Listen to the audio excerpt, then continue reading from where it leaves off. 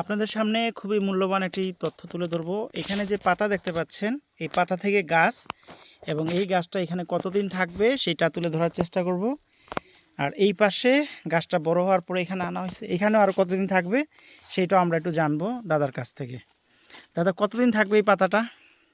এটা অনুমানিক আপনার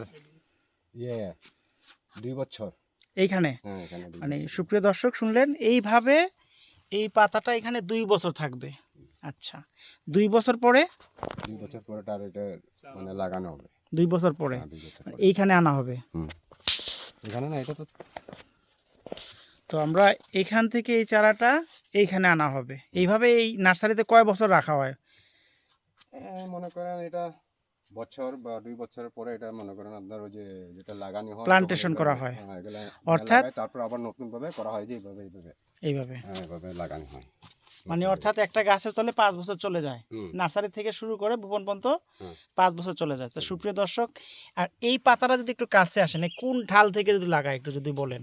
এটা আপনার এই যে গাছ আছে না, জি, এটা লম্বা গাছ আছে, জি, এটা মনে করেন কাটিং করা হয়। কাটিং করার পর এটা এর মতো আপনি এই গাছে যদি একটু দেখান আর কি, এরকম কোন নতুন গাছ।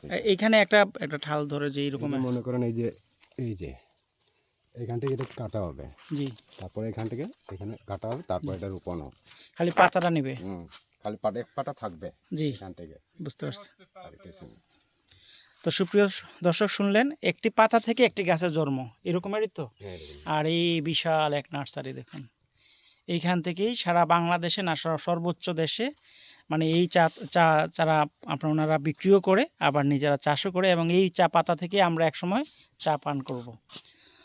তো আশা করি এই রকমের খুবই গুরুত্বপূর্ণ একটি টপিক। আর আমার সাথে ছিলেন, দাদার নামটা একটু বলেন। লব টাইটেল মুরং। লব মুরং আমাদের সাথে ছিলেন, নামিদাঙ্গামা। তো সবাইকে ধন্যবাদ ভিডিওটি দেখার জন্য। আর হচ্ছে পাতা থেকে গাছ।